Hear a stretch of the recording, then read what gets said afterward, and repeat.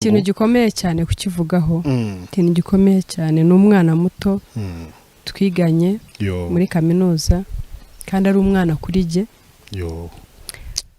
ashaka mubona asize abana babiri n'umugabo bakiri bato bose ni bato cyane n'umwana we wabonaga afite agakiza muri we n'umwana wabonaga afite ejo heza hazaza rero nkunze kuvuga ngo inkomoko ya divorce ubundi hari ubwo umuntu ashaka kudivorce akiri mu nda ikintu kitumvikana kudivorce akiri mu nda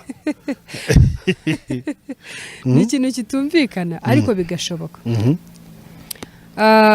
umwana ubundi urugo ni ibanga urugo ni ahantu hibanga hakwiye kumenywa nanjye nawe gusa niba bibaye ngombwa yuko rusenyutse nta mpamvu inshuti yanjye yaba mugore yaba mugabo nta mpamvu yo kujya hanze burya ni wowe ugawa hari aho wabikora uzi ko ari wowe ushimwa hari aho wabikora uzi ngo bari bugaye wa mugenzi wawe ariko wowe wasohotse ukajya mu itangazamakuru ukerura ukabivuga uragawa ese ubundi ko watandukanye nawe urumva uzarinda upfa utongeye gushaka none se ubundi uzongera kugutinyuka ninde azavuga ati nanjye bimbayeho azanyandagaza ubwo se si wowe wiyangirije wangirije mugenzi wawe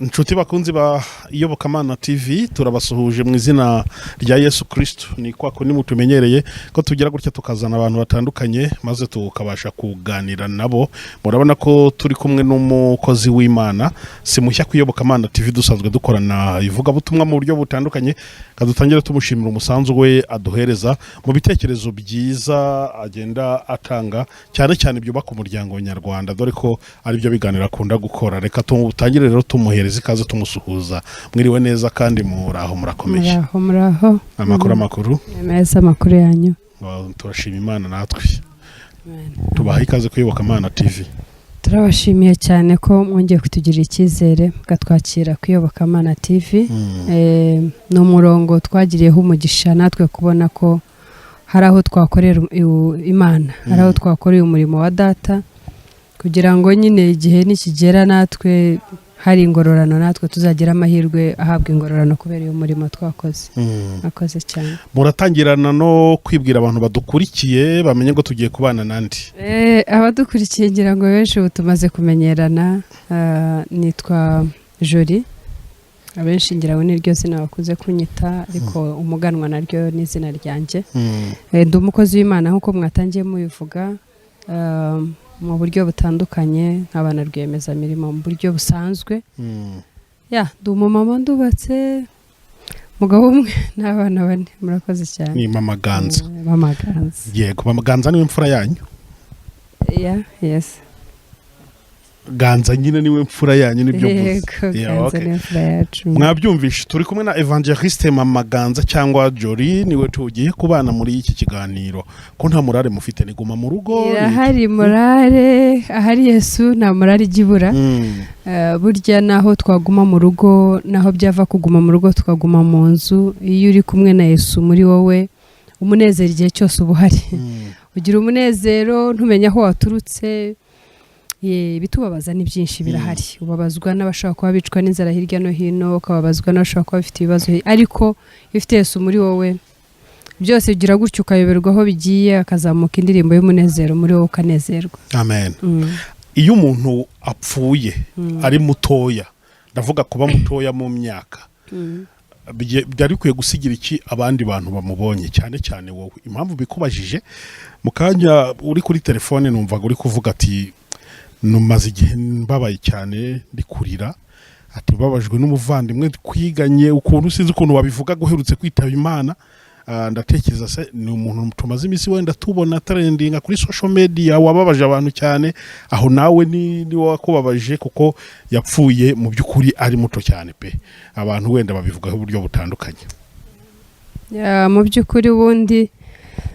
icyo ni ikintu kidakwiye kumbariza hano kubera ko amarangamutima ashobora kuzamuka ukabona kandi ndariza icyari ikiganiro n'ikiba kigishobotse kuko narababaye cyane narababaye n'ubu kandi acyababaye uretse nawe rero uretse inshuti yanjye Esther witabye Imana vuba aha ejo bundi ariko hari n'abandi bamama bakiri bato hari abasore barimo bitaba Imana cyane cyane muri ibi bihe ni ibintu bibabaje cyane ibintu bibabaje ukagira icyo ukabona umusore wabonaga ko ejo he hazaza ari heza cyane ha promising hafite icyo havuze hari intumbero wamubonagamo hari ubuzima mubonagamo ukabona yitabye Imana n'agahinda gakomeye ariko nubwo ari agahinda nanone ni inyigisho ikomeye ubundi ngira ngo kera niba ari jye nyine cyangwa n'abandi ariko babizi tukaba tuzi ko umuntu ukuze mu myaka nyine yarakuze bigira gutya nyine bikagira igihe cy'agatabaruka ariko noneho biteye ubwoba abantu barapfa cyane ugasanga rero inyigisho ibirimo nuko dukwiye guhora twiteguye waba uri muto waba uri mukuru waba ufite indwara mu mubiri wawe uzi waba nta ndwara ufite muri wowe kwitegura rero ni ukuhe ni uguhora wumva ko hagati yawe n'Imana nta kintu cyo ufite ku mutima kigushinja kivuga ngo none ahangaha bibaye ngombwa ko ngenda ese naba ngiye he ukumva ahubwo uriteguye uri tayari kugira ngo ejo icyo ari cyo cyose cyabaho nyine gisanga uri maso witeguye ni gute rero no kuba warakiriye Yesu nk'umwami n'umukiza mu buzima bwawe ubundi ukabana amahoro na buri muntu nk'uko ijambo ry'Imana ribivuga ukabiharanira ntabwo byoroshye ariko ni ngombwa cyane nanone birasaba ko tumenya ntabwo tuzi kubara ibihe byacu ariko kubera ibirimo biba bikwiye kutubera inyigisho jewe bikomeje kunyigisha no kumva nuzuye ishimwe muri giye kubona imyaka yo mfite hari abo tungana batambutse hari abo nduta hari abanduta hari abari bakomeye ari mu mubiri hari abari bakomeye mu by'isi byo tureberaho byose ibyo biraza bikanyereka ko icyo dusabwa gusa no guhora turi maso umuntu udafite Yesu nk'umwami n'umukiza mu buzima bwe akanguke amenye ngo ibihe si byiza igihe cyose icyo ari cyo cyose cyabaho anytime anything can happen so biduhe kuba maso dukurikije ibihe byo turimo biduhe kuba maso cyane nicyo cyo nakubwira ngo nubwo bwose tugira ko gahinda ariko nanone ni inyigisho kuri twe ngo tube maso niba ngombwa utahe wumva nta mwenda ufitiye umuntu utahe ariko uzi nk'umuntu kuza ku kiriyo cy'umuntu akaza asa n'ushaka kumenya ngo koko ngo se byashoboka ko nawe yapfa icyo ni ikintu kibabaje cyane kandi nta kintu kindi kiba kibiteye ni imibanire yawe nawe wabanye ute nawe wamwitwayeho ute icyo dukwiye gusobanukirwa ni uko uyu munsi ndiho ariko ejo n'ejo bundi n'Imana ibihaza kandi icy'ingenzi ni uko burya twese tuzagira igihe dutahe ntabwo tukizi Uwiteka niwe ukizi ariko icyo dusabwa ni ukugira Yesu nk'umwami n'umukiza akaduha ubwenge bw'uburyo tubana n'abandi amahoro ubuzima bwacu bukaba ari ubuzima buzatuma buri umwe wese agira inyigisho asigarana muri we kandi nziza atari mbi murakoze impamvu mbambaza gutya ni uko amasituwasiyo yose umuntu ashobora kuyakuraho isomo urumva utanze ubutumwa bukomeye cyane duhereye kuri nyakwigendera Esther numvisha uvuga gatoya ntabwo ari wenyine yababaje n'abatamuzi yarabababaje noneho umwe mu mwari muziranye ni akarusho Esther yari muntu ki kuri Mama Ganza muziranye gute nakubwiye ngo ibyo kiganiro ushobora kuza kukica ntabwo nkica kubera amarangamutima y'umuntu turi mu ivugabutumwa ifite icyo hari impamvu ndi kubibaza kugira ngo ikintu gikomeye cyane kukivugaho ikintu gikomeye cyane ni umwana muto twiganye muri kaminuza kandi ari umwana kuri jye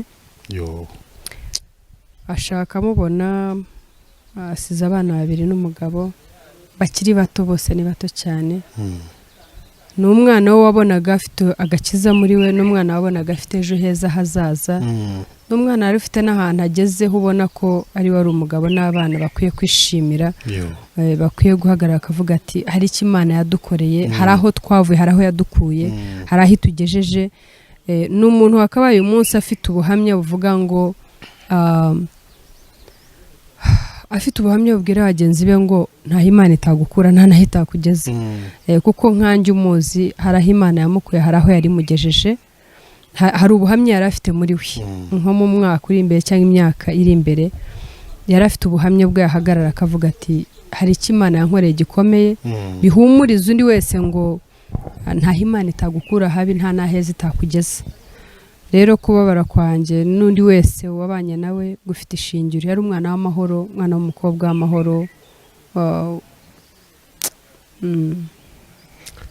Reka tumwifurize iruhuko ridashira, nitutaguye isari tuzamusanga mu ijuru, niko bajya bavuga. Kandi Paul sana nyine ku miryango ye, abo biganye barimo bamamaganza n'abandi batandukanye, inshuti n'abavandimwe mwese mwababaye Iyobokamana TV. Reka tubabwire ngo nimwihangane.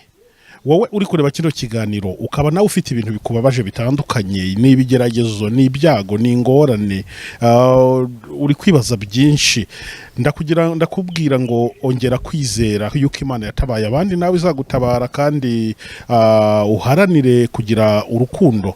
Naho wowe uri kureba ufite amashimwe mu mutima, ijambo ry'Imana rigutegeka kuririmba ndetse no kujyana na Yesu gutabara abababaye, ko abari benshi, dore yuko abajyana nawe gutabara abandi aribo bagenda bagabana ku mugisha w'Imana. Ese Mama Ganza, muri iki gihe wenda cyaguma mu rugo, abantu bamwe baba bashonje, leta ibegerageza kugira iki ikora kugira ngo abantu babone imibereho, ariko ubundi nk'abakristo burya igiguma mu rugo cyangwa ibi bihe turimo bikomeye gutya byagombye kutwigisha iki? Twagombye kubana gute? Murakoze cyane. Ibihe byo turimo ni ibihe byo, niba ari je jenyine, niba ari buri muntu, ni ibihe byo ntigeze ntekereza ko byabaho. Ni ibihe ntigeze mu buzima hagira ubwo bica mu matwi yanjye ngo mbyuve ko byabaye ahandi. Sinzi yenda abandi bashaka kuba hari ahandi ho bari barabyumvisha, ahubwo ho bibereye nibwo nagiye numva ahandi bishobora kuba byarabaye. Ni ibihe rero umuntu wari wese atari yiteguye, ni ibihe bitoroshye, ni ibihe bitoroshye, ni ibihe byo buri muntu wese byakanze buri muntu wese. Ni ibihe mu by'ukuri nanone byaje bitubera inyigisho ikomeye cyane.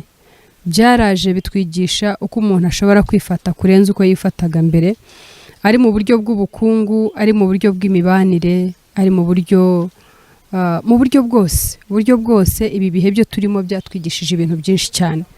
Byatwigishije kumenya kwizigamira birenze uko twabikoraga mbere.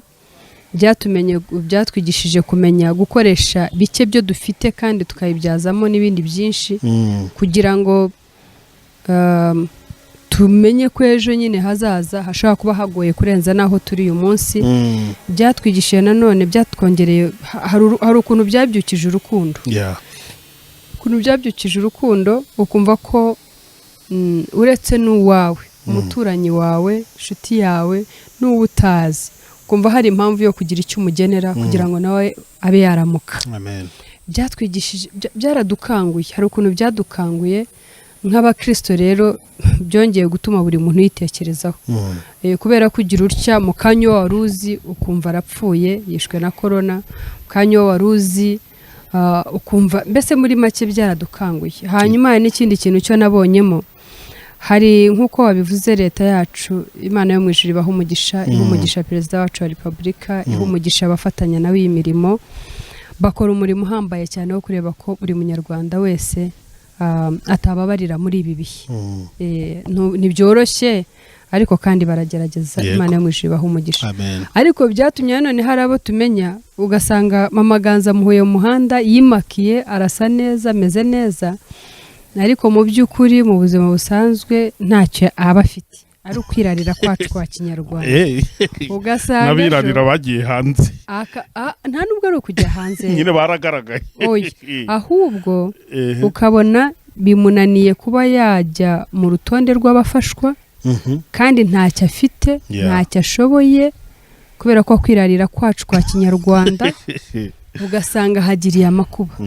Ibyo rero byose nk'abakozi b'Imana hari inyigisho byagiye biduhereza ngo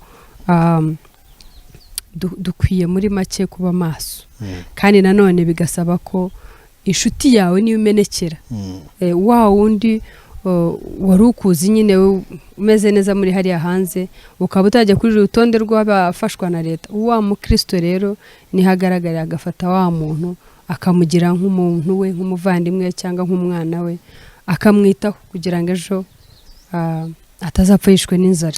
wenda uvuze gutyo Mama Ganza urabona reka tuvuge nk'abashumba b'amatorero hari abajumba b'amatorero ubu ngubu banafunze wenda ariko mu makaritsiye y'abashumba b'amatorero baba batuyemo ndavuga abapasiteri baba bazi ko ari abantu bari ku rundi rwego babakire kubona umushumba yiyandikishije mugani kujya gufata y'imfashanyo hariya bikaba ikibazo ugasanga ni ikibazo abakristo nabo mwinyi minsi bamenya abakozi b'Imana kuko birakomeye kandi ngiye urumva nkora itangazamakuru rya gikristo mba mbizi rwose n'ubu mfite message rwose y'umuntu mbwira ati nyaboneka Joel bimeze nabi birakomeye kandi sinjya ku rutonde urumva ari ikibazo rero abakozi b'Imana ariko nje navuga ngo burya abakozi b'Imana n'abakozi b'Imana nyine bafite favor y'Imana. Imana igira ukuntu isanzwe ibatunze burya hari nubwo abakristo tujye twibeshya twe dutunze abakozi b'Imana ntabwo twe tubatunze ni Imana ibatunze. Imana yamuhamagaye ikamusiga ayo mavuta ikamuha iryo zina ikamuha ubudahangarwa igira n'inzira zica kugira ngo umukozi w'Imana abeho.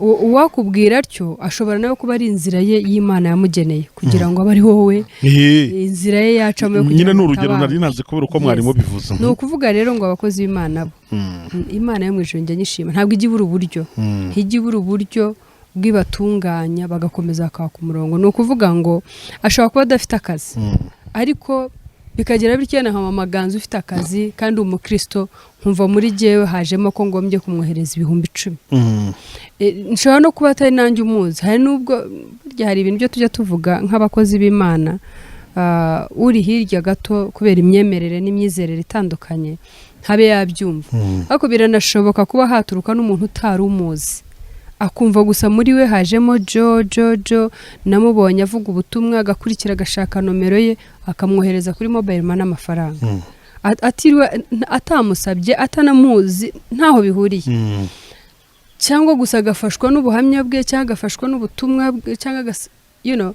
gusa kubera ko ari Imana. Ibi bihe rero abakozi b'Imana yes byabagizeho ingaruka ariko nanone kubera Imana bakorera hari uburyo yagiye ibahisha hari uburyo yagiye ibahisha ikabaha nyine n'abantu babahagararaho nk'abakozi b'Imana. Ariko none nkaba wa mugani nk'uko babivuze nakangurira abakozi b'Imana hirya no hino abakristo mwateraniraga mu rusengero runaka ukaba ufite icyo urusha umukozi w'Imana dukwiye kumenya ko atari we tuba duhaye tuba twigiriye neza ni umurimo w'umugisha tuba duhingamo. Ni ukuvuga ngo hari igihe cyawe cyo gutabarwa ushobora kuzatabarwa na rya turo wahaye pasiteri ushobora kuzatabarwa n'icyo wafashije wa mukozi w'Imana kubera ko n'umukozi w'Imana ntabwo yabyiyise umukozi w'Imana nyawe niyo nkubwira ufite ayo mavuta aragukurura aragukwega ukumva yo muri wowe bibaye ngombwa kugira icyumuha. Rero wowe wiyumvisijemo icyo kintu hagurukira gufasha umukozi w'Imana ahari ni we nzira Imana yashyizeho kugira ngo agire icyo afata cyangwa aha abana be. Umukristo rero utagira uwo mutima ndakwibutsa yuko ariyo nzira yawe nawe yo kubona umugisha uharanire. Abakozi b'Imana ntibazababare kandi duhari ariko icyo nakwizeza nuko niyo utabikoze kubera ko ari Imana yamuhamagaye ntibura uko ibigenza abaho neza Imana abaho umugisha. Ubundi Mama Ganza nge sinjya nkorana ibiganiro n'umuntu ntamuzi cyangwa ntabanje kumumenya.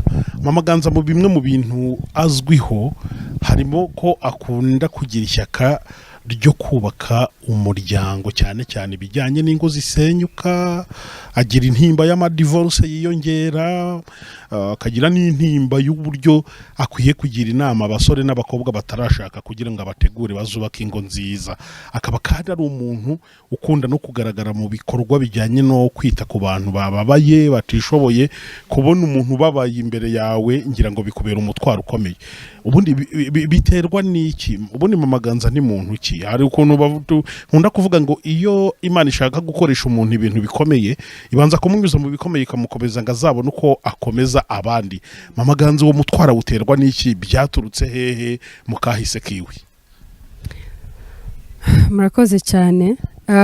Mu by'ukuri Mama Ganza ni umuntu nk'abandi ntabwo ari umuntu uri special cyane ahubwo ni ubuntu bw'Imana. Habaho impano, niba tuzi impano icyo ari cyo, habaho impano y'Imana ubwiza ikajya ku muntu w'Imana yahisemo ko ya mpano ijyamo. Rero ni ukuvuga nge nsanga ari umuhamagara Imana yampaye wo guharanira kubona ko hari imbuto nziza nanjye nabiba yazangirira umumaro nanjye. Burya uburyo mba mbibamo ntabwo mba numva ko ari we ngirira neza cyane. Iyo wamaze kwisobanukirwa gutyo, niyo mpamvu bitanakugora kugira icyo uha umuntu, icyo umufashisha, icyo ushoboye. Ariko baramaze gusobanukirwa ni wowe wigirira neza. Uragira neza umwana wawe, uragira neza umuvandimwe wawe.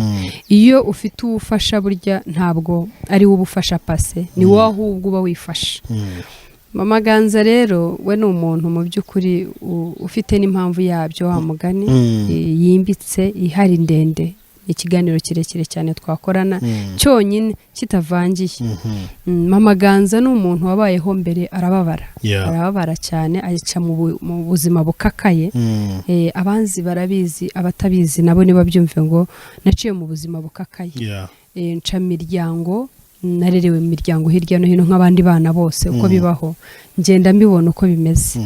Ndeba ukuntu abantu batandukana, ndeba ukuntu abana baba victime, ndeba ukuntu wa mwana nawe abaye victime yakuze, iyo agiye mu rwa nabyo yakarandi mukurikirana. Ibyo byose bigenda binyigisha, binkurura, aho kugira ngo numve ko nyine ari ibintu bibaho mbifata uko, ahubwo ngenda ngira umutwaro wo kuzaharanira icyatuma ibyo bintu bitaba. Aho bitaraba ntibibe, aho byabaye nabyo nkumva ko naharanira kubahumuriza, no kugira ngo wa wundi umukomokaho abe yamenya ngo hari indi version, hari yindi page, cyangwa se sinzi ukuntu abyita mu Kinyarwanda. Hari ikindi yakuriye mu bibi, ariko birashoboka yuko we abe intangarugero y'ibyiza.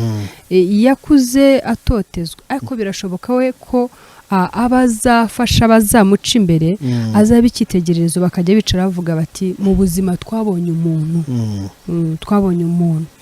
Muri make rero nagize uwo mutwaro gutyo kubera aho nagiye nca, amago nagiye mbamo, za divorce zagiye ziba nzireba, abantu ukuntu babahababariye, n'ukuntu bibakurikirana ugasanga bananiwe kubaka izabo. Noneho ugasanga nta mubyeyi yamufata ngo agiye kumugira inama, umwana akaba yamwerera ati rega icyakunanije nanjye nicyo cyananije, niyo mpamvu mvuyeyo. Ugasanga rero ko ari ibintu bikomeye cyane, ushaka kuzakomeza gakurikirana generation kuri generation, uko ibihe bigenda bisimburana, akaba ariyo yakarande tujya tuvuga nk'abakozi b'Imana.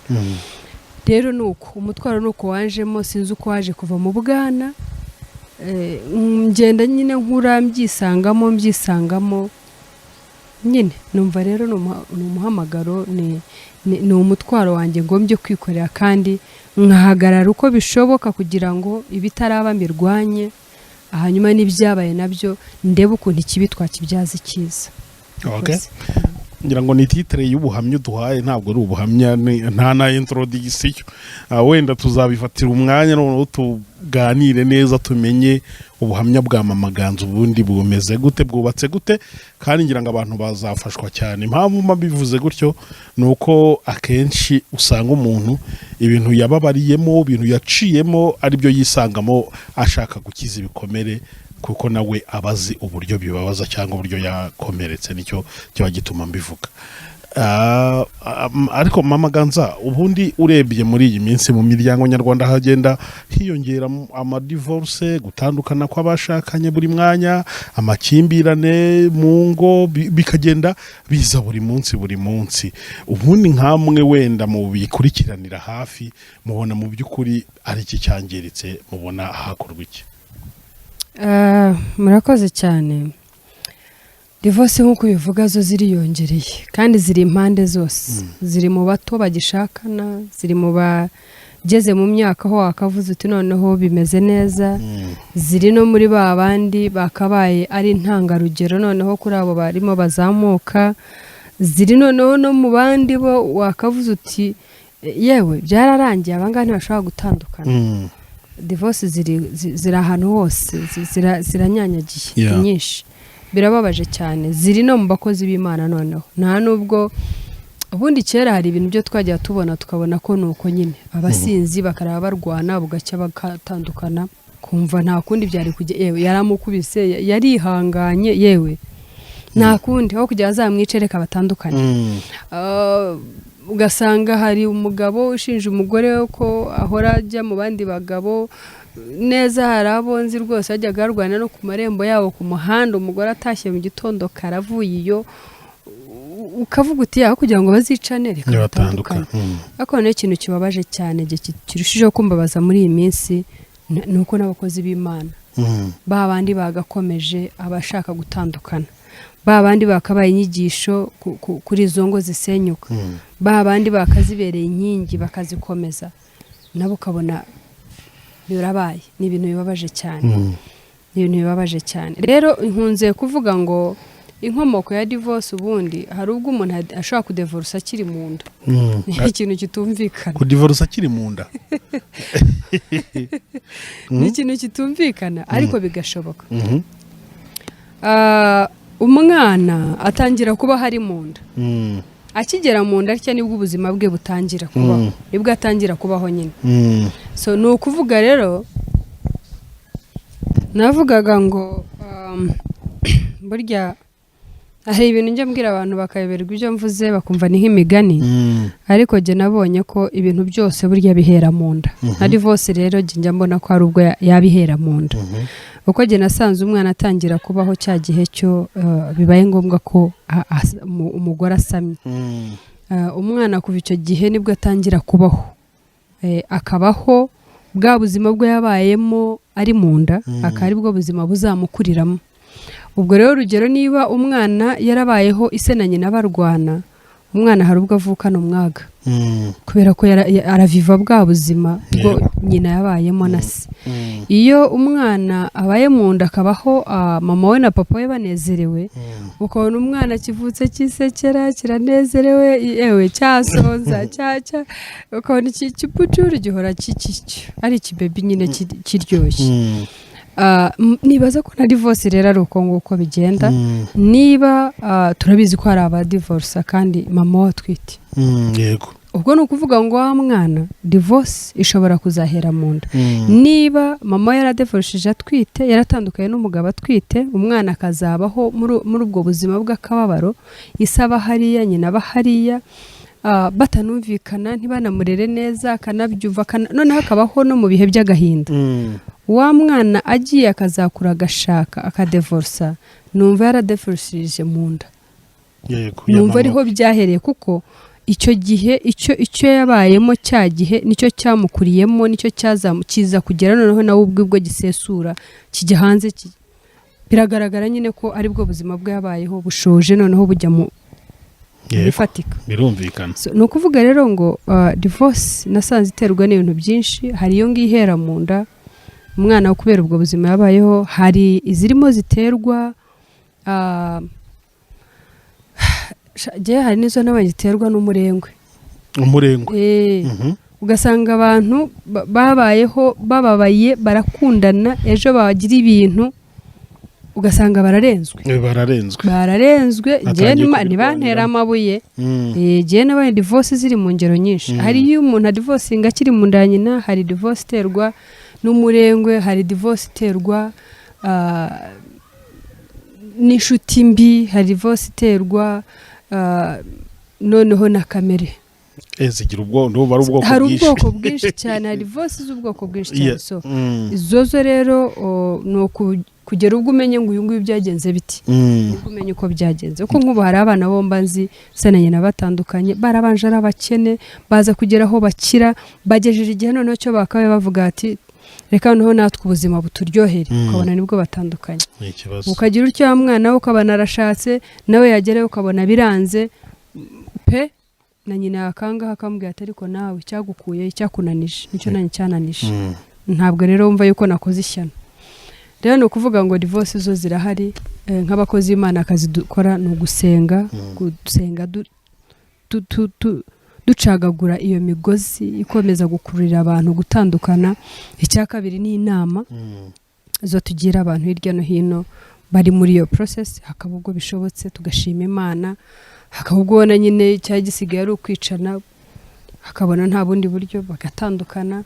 So ni ukuvuga ngo kuri twebwe nk'abakozi b'Imana hari ikintu gikomeye cyo tubona ko Satani yahagurukiye cyane ni urugo, kuko urugo ni inkomoko ya buri kintu cyose kibaho cyiza kuko ni ukuvuga ngo Satani tujye tubyibuka nta rugo yigeze, nta n'urwo azagira, nta mugore, nta mwana, sinzi niba Satani ari n'umugabo cyangwa ari umugore, nta famiye yigeze, nta na kimwe. Muri make rero abakristo nitwe tubyumva, abatari abakristo ntibumva icyo tuvuze, ariko kandi nabamenyesha ngo Satani niyo mpamvu nawe nta santima afitiye urugo, kuko ntarwo yigeze, nta n'urwo azagira. akuzi kubona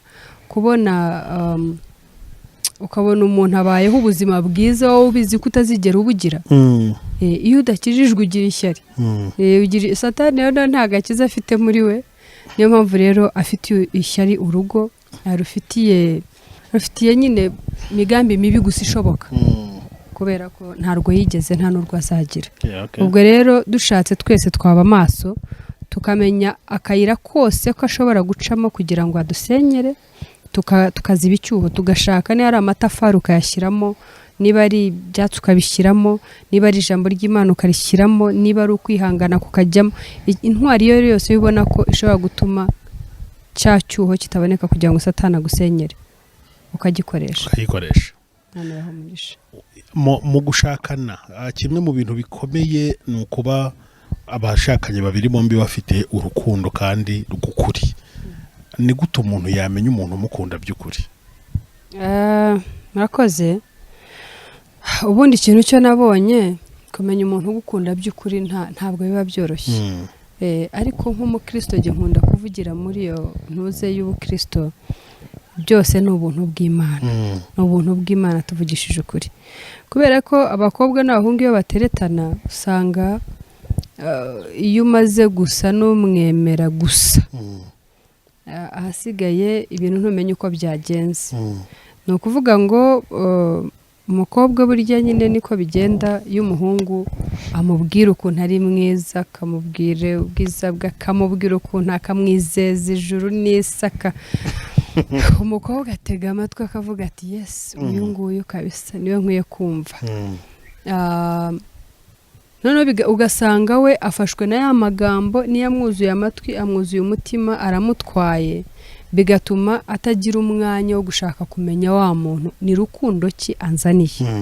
Ese mu by'ukuri arankunze? Ese ubundi buriya ntabwo ashaka ko tugirana ibihe gusa yarenze akansigaho? Ese ubundi buriya koko ntushaka? Ese ubundi muri make ntagire wa mwanya ushobora kumwiga ngo ashake kumenya neza wa muntu n'ubwoko bw'urukundo amuzaniye, agafatwa na ya magambo akariyakurikira. Umusore rero nawe kugira ngo azamenye neza urukundo rw'umukobwa ko ari nyarwo, nawe ndibaza ko bitamworoheye. Nawe nta kindi, ashobora kureba inorye gusa rimwe rigahera aho ngaho, agahita abona wese ari mwiza. Ubwo rero biragoye kugira ngo azongere kubona umwanya umufata akavuga ngo reka mbanze nige neza uru rukundo uyu mukobwa nzaniye ni nyarwo. Si umukobwa buriya ndabona tuzabana. Ese uyu mukobwa buriya nuwo kugirana ibihe nawe gusa byahenze bikarangira. Umuhungu rero ufite uwo mwanya cyangwa umukobwa ufite uwo mwanya niwe ushobora kuzamenya tuno muntu mu by'ukuri afite urukundo nyarwo.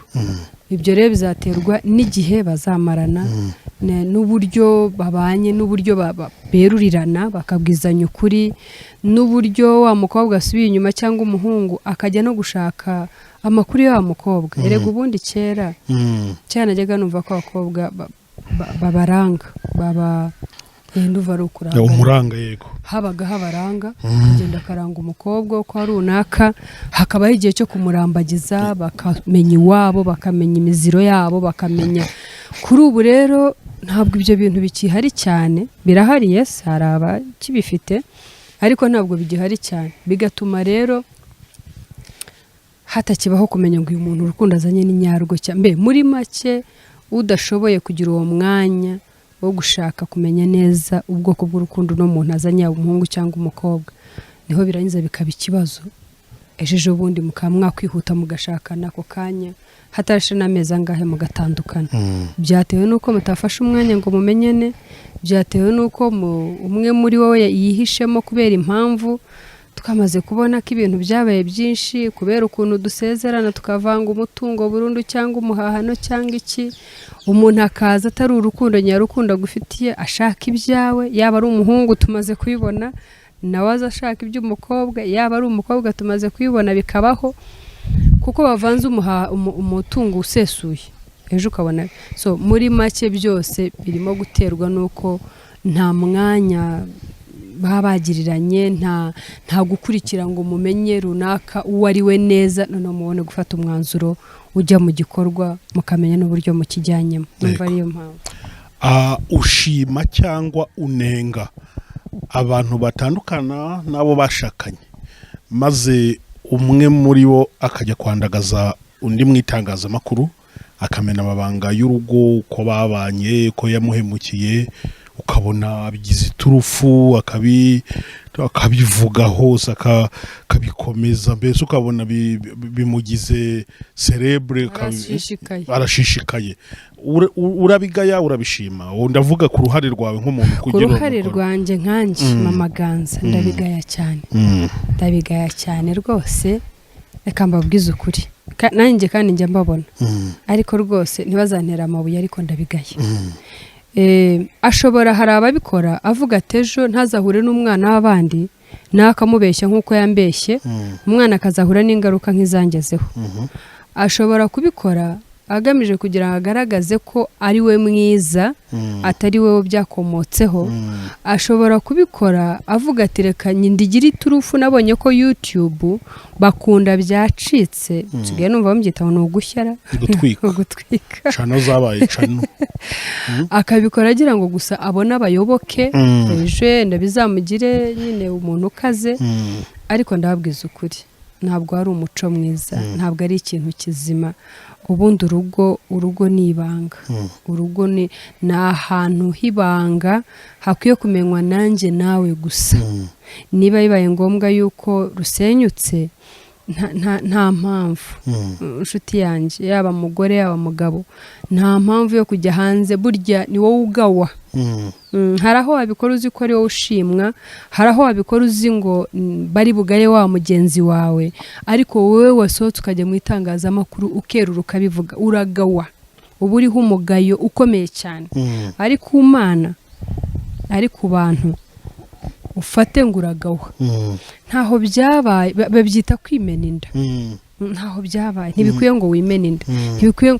Ibyabaye byabaye, reba ukuntu ubwawe wikonsoringa, cyangwa ishakemo imbaraga zo kugira ngo usubire mu buzima busanzwe, aho kugira ngo uzishakire mu kwandagaza mugenzi wawe.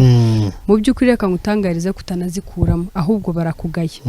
Ese ubundi ko watandukanye nawe urumva uzarinda upfa utongeye gushaka? None se ubundi uzongera kugutinyuka ninde? Azavuga ati nanjye bimbayeho azanyandagaza. Ubwo se si wowe wiyangirije, wangirije mugenzi wawe. Mugenzi wawe ushobora kumwandagaza ariko abumubwira bamuzi. Yes.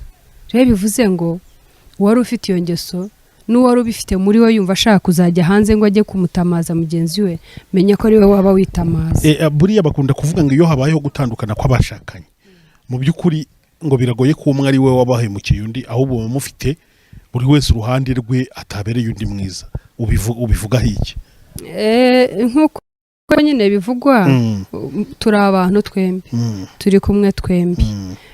Kandi abanyarwanda bakunda kuvuga ngo izibanye zikomanya amahembe. Ntabwo bijya bibura.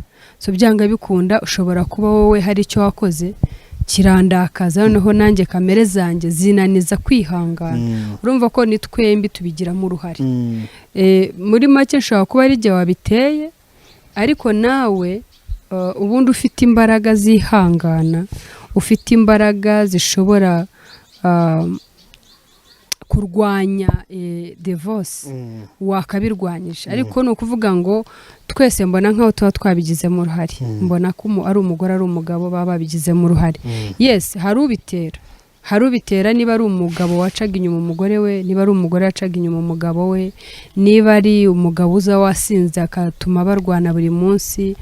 Hari umugore nyine uzashobora kubyihanganira bikagera ku ndunduro. Njya ngira umugore umukozi w'Imana wongeye afataho urugero nkasanga ubundi mu by'ukuri ufite Imana muri wowe nta cyakunaniye. Umugore wigeze kumpa ubuhamya, umukozi w'Imana ampaye ubuhamya, ambwira ukuntu yabaye n'umugabo we batarakizwa, ambwira ukuntu yaje gukizwa umugabo we nanone atarakizwa, agera igihe cyo noneho yiyegurira Imana burundu. Umugabo arakomeza akanywa inzoga, akajya akadirake, agataha saa 7 z'ijoro, ejo agataha saa 9. Aho atahiye hose wa mumama akaba ari umufungurira, akamufungurira akamubwira amagambo meza, kambwira ati waje mukunzi, wabaye amahoro, agapfukama akavuga ati Mana ushimwe kungaruriye umugabo amahoro. Ako umugore afite imbaraga, ntabwo ari buri umwe wese wakora ibyo bintu.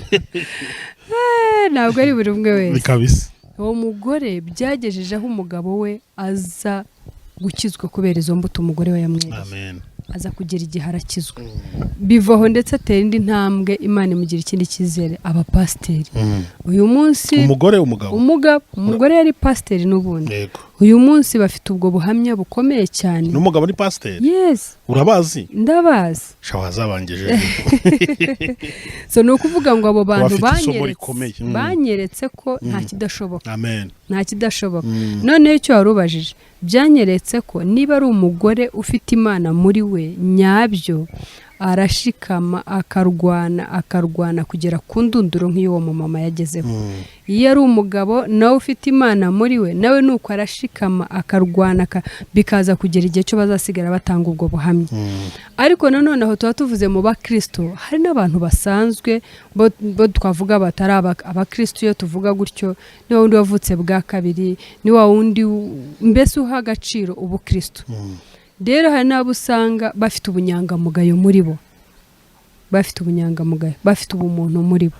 Ugasanga niba ari umugore utangiye intambara, umugabo ugasanga afite imbaraga zihanganira ntambara, akayirwana bikazagera ubwo umugore ahinduka, bagasigara nabo abaturanyi babahamiriza bati nta kidashoboka.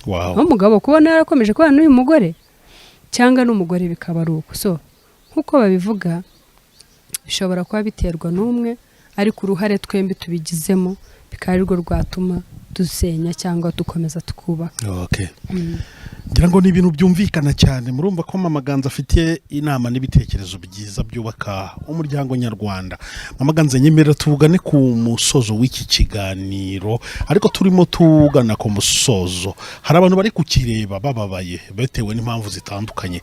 Hari bamwe bari muri guma mu rugo babuze ibyo barya, abandi bari mu mwayo makimbirane y'imiryango, umugore yatewe n'umugabo, umugabo yatewe n'umugore, abana bananiranye byagenze gutya. Hari ibintu byinshi bishobora kubabaza umuntu. Nirihe jambo ry'ihumure waho umuntu ureba iki kiganiro akaba ababaye mu mpamvu zitandukanye? Urakoze cyane.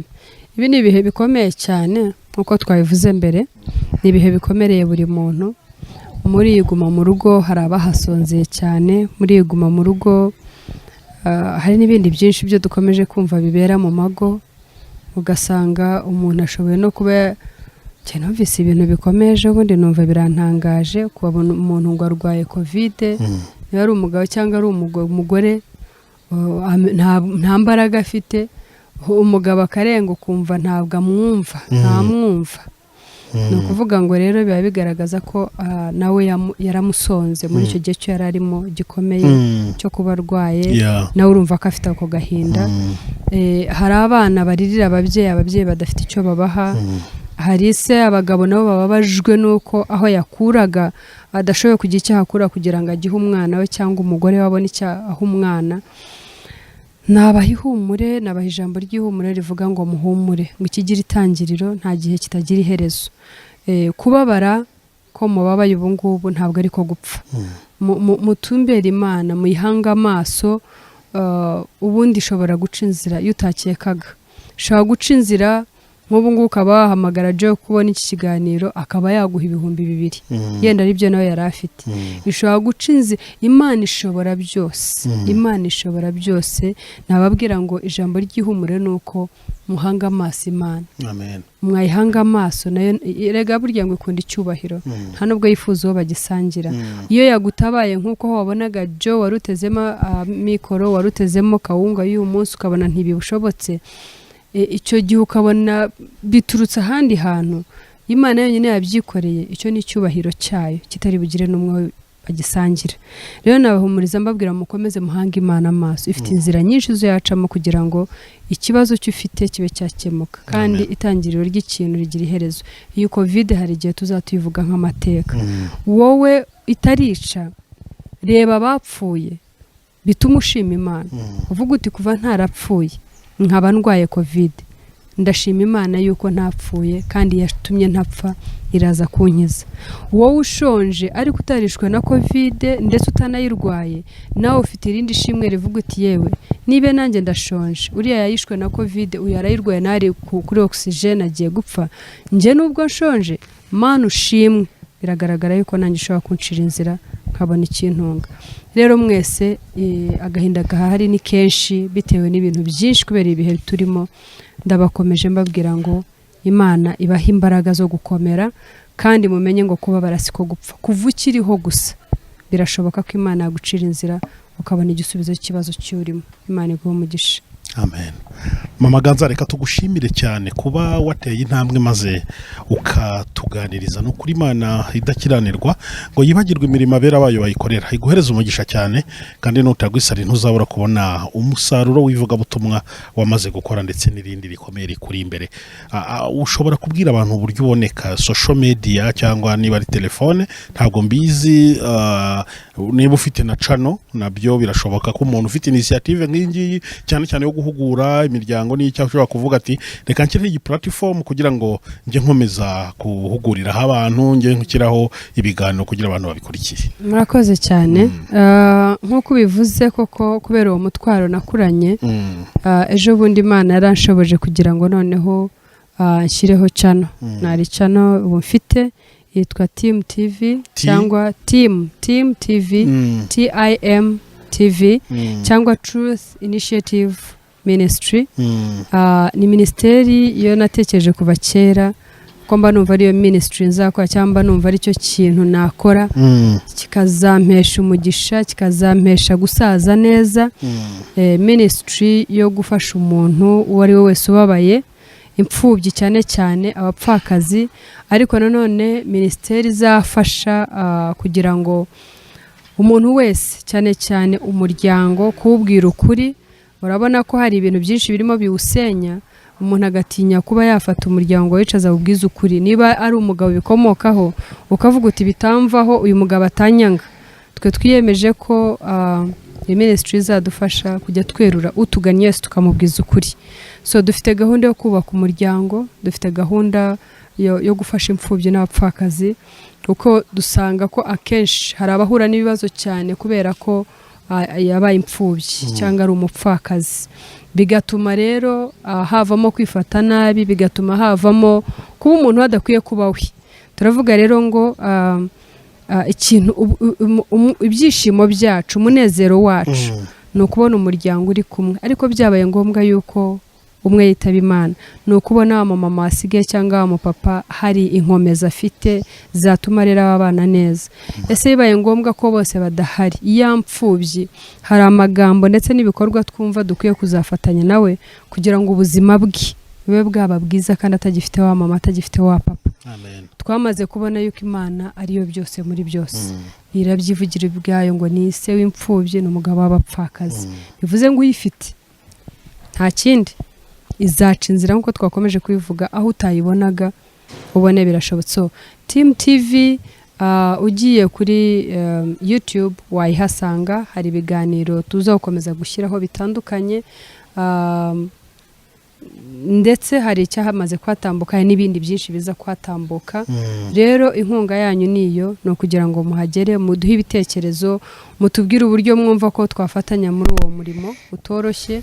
natwe nta nubwo twavuga ngo turi ibitangaza tuje gukora ibyananiye abantu bose, oya tuje kunganirana n'abandi bari muri uyu murimo mwiza wo gukora iryo vugabutumwa yo gushishikariza abantu kumenya Imana, kwatura Yesu nk'umwami n'umukiza, kandi no gufashisha umuntu ibifatika uko ijambo ry'Imana ritubwira ngo kwizera kutagira ibikorwa none kuba gupfuye.